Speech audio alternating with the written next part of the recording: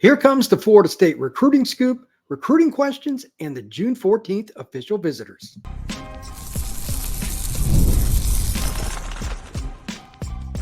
You are Locked On Seminoles, your daily podcast on the Florida State Seminoles. Part of the Locked On Podcast Network, your team every day. Welcome back into Locked On Seminoles. I am your host, Brian Smith. Thank you to the everydayers that make this a great show, and I hope you enjoy this as much as I do. We're talking about my favorite subject today. It is recruiting. We're going to go over some recruiting scoop, a few recruiting questions, and then finish up with the prospects visiting the Noles this weekend. So let's begin with a little recruiting scoop. This time of year, by the way, along with the scoop, anything can happen at any time. That's the first thing. There are commitments to random schools all across the country. Florida State's probably going to get a couple and lose a couple that we expect in other directions. Just keep that in mind. First off, C.J. Wiley, the top receiver in the Atlanta area, has narrowed his choices down to three, Florida State being one of them, LSU and Georgia the others. Georgia really wants this kid. It's a big-bodied receiver, can play outside to the boundary or to the field. Really good football player. He was part of the 7A state champions last year in the state of Georgia. I've seen him play many times. He plays with Cam Newton. I've seen him play in high school in Milton in the state finals. Just a great football player. This is the kind of guy that Florida State needs to land. And it's kind of a metric, too, because you don't want to be at the bottom of the heap when it comes to getting these big body guys. There's not a ton of them. You need to hit a little higher rate when it comes to them because you can't teach height. I think he will most likely play some boundary in his career, if not the majority of his college career, because not many guys are going to handle him one-on-one, but he is fast enough and athletic enough to play him to the field or in the slot and give teams problems. Really savvy young man, easygoing kid. Auburn and a whole bunch of other schools were involved, but LSU, Florida State, and Georgia, those are his final three. I think that Georgia's going to be hard to beat, but that's a kid that I wouldn't be shocked if he ended up somewhere else too. He looks at things at a broader perspective. From meeting him and interviewing him a few times, nothing would shock me. But when Georgia really zeroes in on a kid, and this is one of the guys they've liked for quite a while, it's hard to beat the Dogs for an in-state kid. Also, Vernell Brown, I messaged with him a little bit again today. He did have a great visit, as it's been noted probably if you've seen anything on X or whatever, message boards, etc. He had a great visit to Miami. I still like Florida State long-term for this young man, just going on information, direct information. But at the same time, he's looking at everything from an up-and-up perspective. Every visit, open-minded, just going to go into it. I asked him about his UF visit this weekend. Vernell said, I'm just going to look at it and see what they have to say, which is probably the right approach. It's a business approach to his decision, his college, and his football future. So hats off to him. He is a 4.9 GPA kid. So he looks at things a little broader perspective than most. So the Orlando Jones prospect is one of the best slot receivers in the country, very twitchy.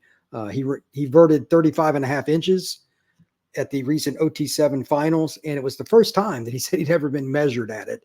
He's never trained for it or anything else. So that places it in perspective just how athletic Vernell Brown III is and why so many schools are after him. Florida State, Ohio State, Florida, Miami. It's going to be one of those four. I personally like Florida State. Now, up next, a few recruiting questions, kind of broad-based before I get into the official visitors list. These are things that I want you to think about from your own mind. I'm going to add my own thoughts on it. But here are a couple of key questions about Florida State. And it kind of goes in with what I mentioned with C.J. Wiley to a certain degree. So we'll start with that. The state of Florida, forever, and probably continue throughout my life and beyond, will have a elite group of receivers pretty much every year come out of the prep ranks. It's a track state. There's a ton of speed. Kids love football. There's just receivers everywhere. With that being stated, will this be the year that Florida State gets back on track with wide receivers that are bigger-bodied kids, win some more elite in-state kids? There's a million ways you could phrase this question, but can Florida State win the head-to-head battles against the Georgias, the Miamis, LSUs, etc., and get on top there? Because traditionally, you could argue that Florida State's greatest position is receiver in terms of at least college production. Probably D-line and whatnot if you want to look at it from a long-term or maybe DB, but it's debatable. This is an opportunity. They've got, and I'll go over some of the list, they got a couple really good players visiting this weekend three at receiver that are dominant. This is a chance for Dugans and the FSU staff to hit the home run. Even if they got one of the three visiting this weekend, that's important. They've got some veterans that are junior seniors on the roster. They're fifth-year seniors even. They can't just let all those guys go and rely on the portal to kind of fix it. They need a couple more home run guys, and Hakeem Williams can't be your only younger player that is a big-bodied receiver going into 25. One of these kids would be good. They all have speed. They all have size. This is a great group they got coming in. So, A, can Florida State get one of them to commit? B, can they do it rather soon to help galvanize the class and hopefully kick off the rest of this recruiting class? They should get some other commitments. And then finally, will this group out of the three, and again, I'll talk about them in a second, will any one of them be the guy that kind of helps Florida State get to that next level? Receiver is one of the biggest question marks for the Noles coming into 24. That could change, obviously. Florida State has an excellent staff, coaching guys up. But there's nothing wrong with just out-talenting people too. So we'll go over those guys here in just a minute. Before I go into the next group with talking about the recruits in general, note that, again, this is a really important stretch for all football programs. The next 10 to 15 days, it will be maddening how many players commit. Most of these kids want to take at least 2, if not 3 visits before they announce their decisions. That's cool. May 31st was the first big weekend, the 7th of June, and then this weekend today, the 14th. Those are the days that start the official visit weekends. After this weekend, most kids have taken at least 2, if not 3 OVs. You're going to see kids, even if they didn't have an announcement date, pick schools. It will be random. Now, some of them have some dates, and maybe a few others are thinking about it. Like Vernell said, he might make a decision when I talked to him recently. There's a lot of different things that can happen. After this weekend, you're going to see a lot of that stuff stop from, like, these kids are just going to stop taking some visits. They get wore out after about 3. Some of them trying to do 4 and 5. That's really hard because they go through a lot on these OVs.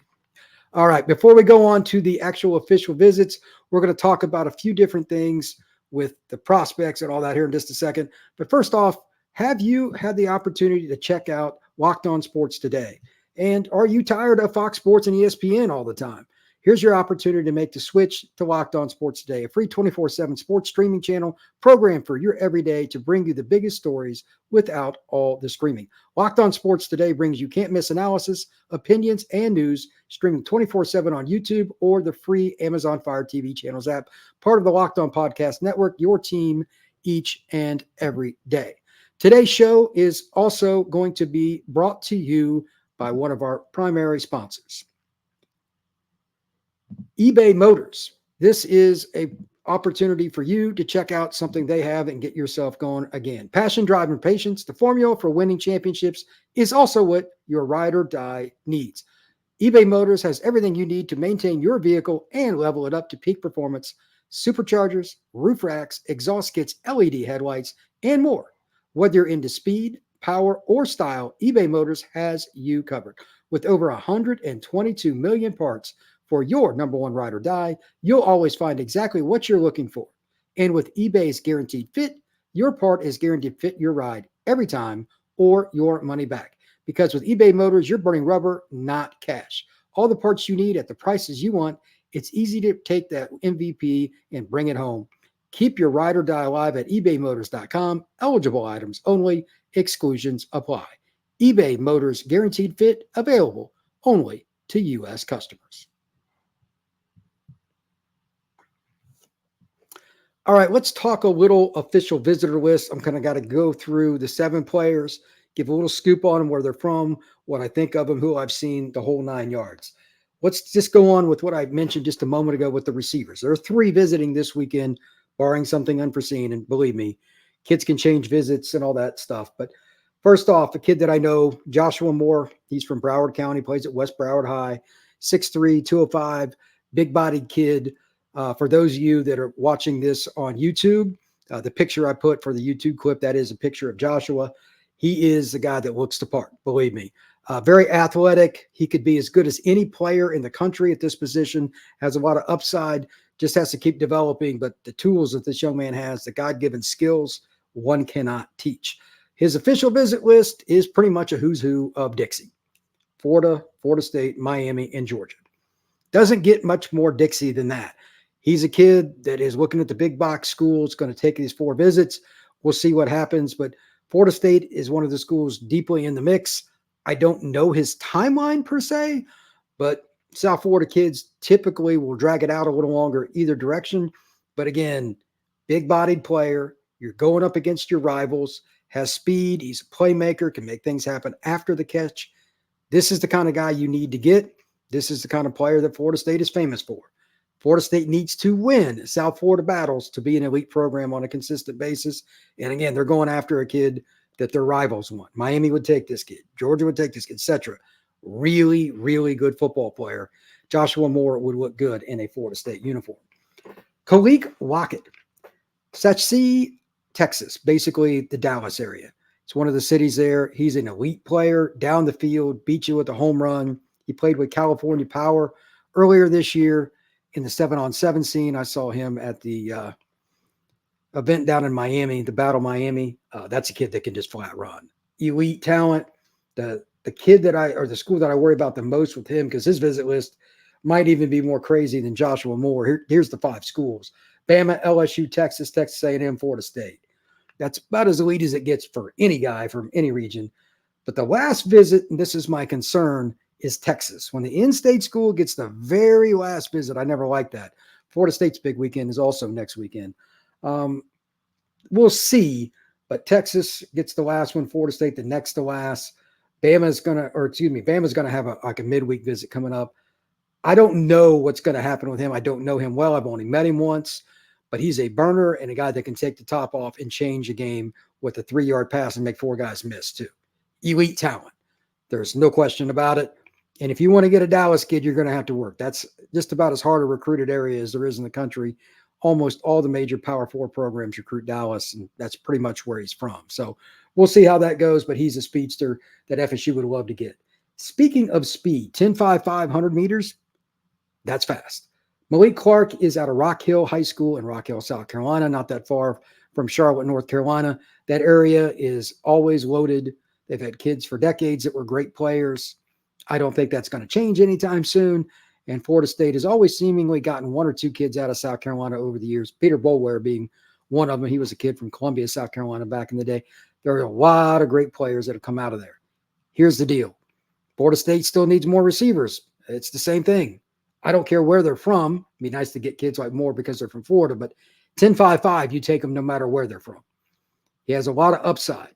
South Carolina, North Carolina State are some of the teams they're competing with. The team that has trended, allegedly, the most with him is North Carolina. I don't know him personally, but he has the speed that Florida State's looking at. And I know that Florida State wants to be a vertical team. This kid would fit it.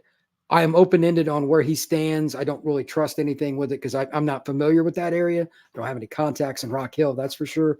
But that's a kid, his film is legit. Like you watch it, it doesn't take very much to figure out. Notre Dame and a whole bunch of other schools have offered him too. But Florida State's competing with 3 schools that are basically kind of local to him. So I'm curious if that really plays a factor because Florida State is the only one of the 4 that is not like right there in his home area. So we'll see if that matters. They need to probably have a really good visit for it to happen. Next up is a linebacker that is really interesting. Out of everybody they're going to have visit this summer, this one's going to take the longest trip to get down to the state of Florida. I want to try to pronounce this right. Zadrius Rainey Sale. He's out of the state of Washington, span away not that far, if I remember correctly, from Seattle. Florida State's had him on campus before. He's a kid they've offered early. They got after. Why and how it happened, I'm not sure. If I don't have contacts anywhere, I'd be in the state of Washington, I can assure you that. But he's a kid that Florida State went after.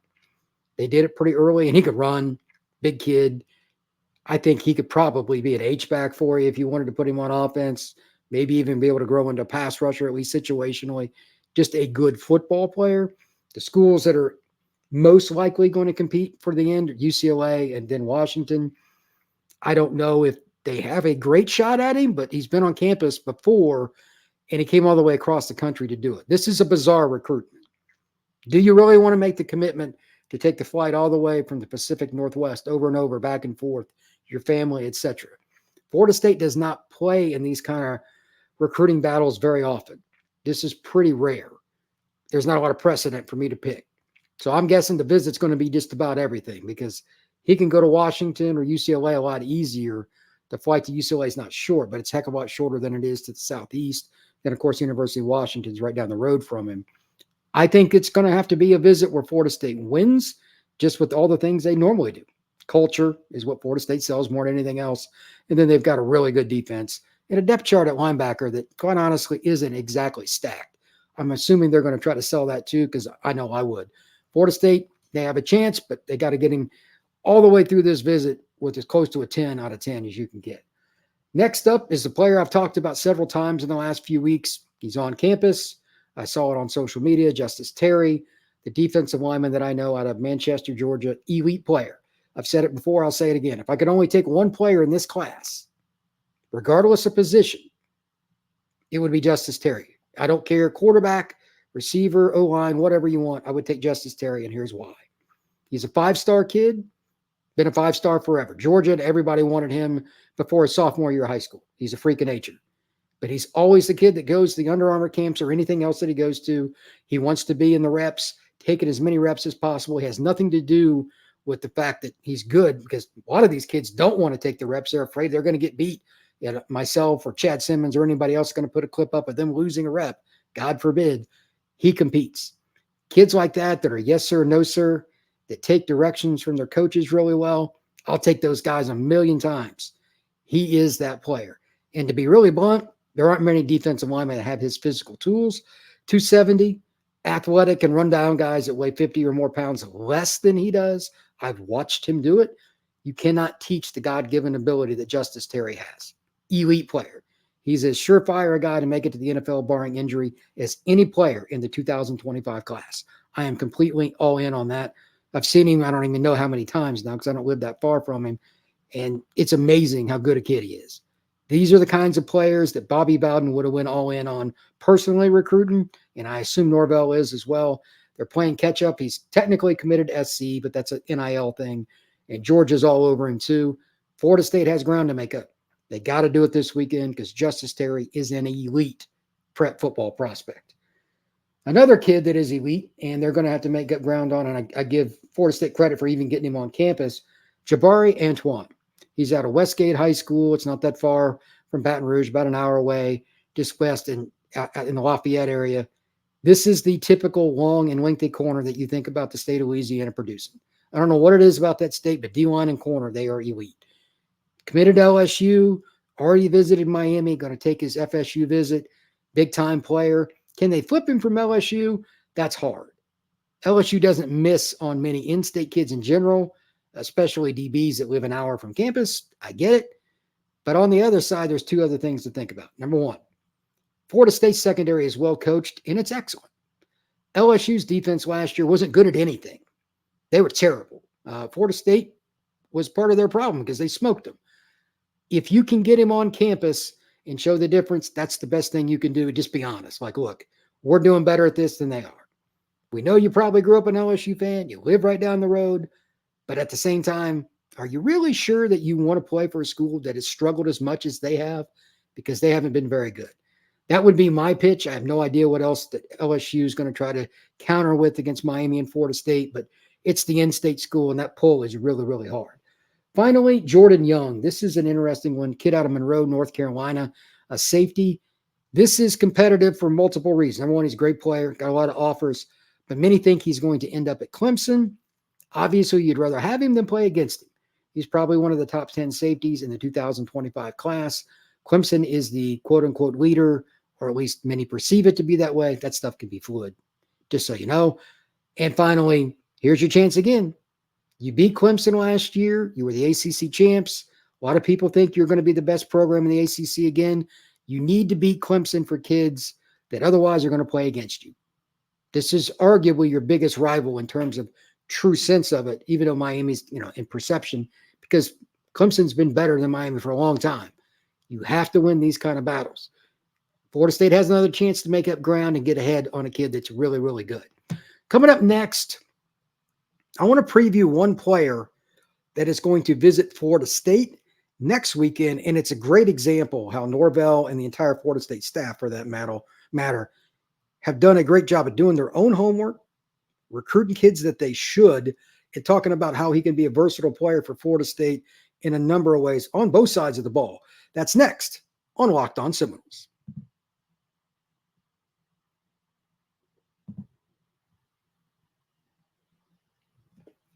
If you've ever noticed anything about Norvell and his staff, it's that they don't really care what a ranking says. Out of all the things they do, I mean, they get really good players, but there are kids they take that other schools just do not even think about.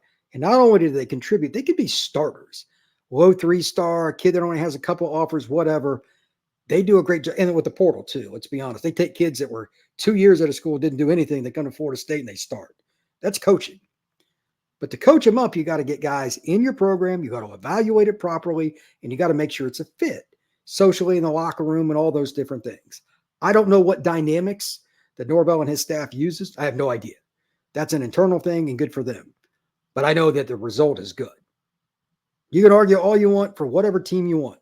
Now that Saban and Bama are no longer a thing together, outside of Kirby and Georgia, how many other programs in your head would you say have great culture to the point where there is at least close to Florida State or not on par? Maybe 5 other schools in the mix. I think Texas has kind of gotten to that point. Notre Dame and Penn State are pretty much there. They don't have a lot of transfers. They got good cultures. SC certainly doesn't. They got a gazillion transfers. LSU's had a problem. Miami still got a lot of transfers. I'm not sure there yet. Florida, absolutely not. A lot of the programs that should aren't. Tennessee, not sure. Michigan just lost their staff. Ohio State had to use a ton of transfer. I'm not sold there on Ohio State either. There's a lot of things to think about here, but Florida State's towards the top of that. And this player is a kid that when I watched his film, because I didn't know anything about him, honestly, I'm like, this is a Florida State kid. This is similar to what some of the guys at Bowden would take too. It's kind of ironic. Name is Michael Hasty. He's going to visit Florida State on June 21st. He's a linebacker / running back, and I think he could even possibly eventually put his hand in the dirt and be a defensive end because he's almost identical in size right now that Renard Wilson and Peter Boulware were coming out of high school. By the way, they were both first-round picks. So Hasty's 6'2", 220, 215, something like that, 6'3", somewhere in that range. Very athletic kid, a lot of power. If I had to guess which one, and I've only watched about 5 minutes of his film, but if I had to guess just one trait that stands out about him, it's balance. And as a football player, how do you grade balance? When I scout a kid, whether it's live, on film, a combination, or at a camp, can you take contact and keep on chugging? That's a checkbox. This kid, as an inside runner, he plays running back at his high school, plays at Douglas County, just a little bit west of Atlanta. He takes a lot of hits, doesn't bother him. He's just a guy that is an incredibly strong young man, but he gets down low enough in his center of gravity that when he takes a shot from the right, then the left, etc., even if it's a lower body type of hit, what a lot of guys would go down, he does not. All of that said, and I don't get it because he lives just outside Atlanta, he's probably not recruited as heavily as he should be. And his high school program's good. They got a lot of good players. I don't know what the deal is. Again, 215 or so, 6'2" at least. Yeah, those are guys you want. As a middle linebacker, and here's the really important part, he's instinctive. Most guys that are his size can't cover. The 200-pound linebacker out of high school is in vogue. There are several that Florida State's looking at, and that's fine. This kid's a little bit bigger than that. He played middle for his high school team, Douglas County last year. The lead play on his huddle film is an interception. Read it well. There are some other plays later in his film, similar to that, where he reads the eyes very well, doesn't really waste a bunch of steps. A lot of kids are all over the place with their footwork in high school, whether it's nerves, whether they're not coached, I don't know. This kid is patient, doesn't waste motion, and attacks the football in the air, and he will strike you. If you're in front of him, a few kids found out that their sternum was going to be rather sore that night after getting hit by Mr. Hasty. Very physical kid, dare I say violent, with the way he wraps up, dips his hips, and drives through the opponent's chest. And it's exactly what you want to see. This is what you would want to see if Mickey Andrews was the DC or anybody else. Really, really good football player. I love that Florida State is doing their own due diligence, and I just wanted to bring him up because I was just doing some advanced scouting before next weekend's list, like I just went over for this weekend on some of the kids, and I didn't know much about it. I'm like, this is the kind of guy Bowden used to recruit. They always took a couple under the radar Georgia kids that ended up starting. Hasty fits that profile to a T. And of course, I like to bring up the Bowden era quite a bit. He looks like that as well. And hats off to Norvell and their staff. I would recruit him too, because he could be a guy that ends up a middle linebacker, defensive end, or running back. He'd be a big back for you. You need versatility with the 85 scholarship limit. Hasty gives that to you. Finally, thank you once again for tuning in. I truly appreciate it. Please hit that like button and that subscribe. Share it any chance you get, and comment on YouTube. I'd love it if you gave a 5-star review on Apple. Please take care of the rest of the weekend and have a good one. This has been Locked On Seminoles.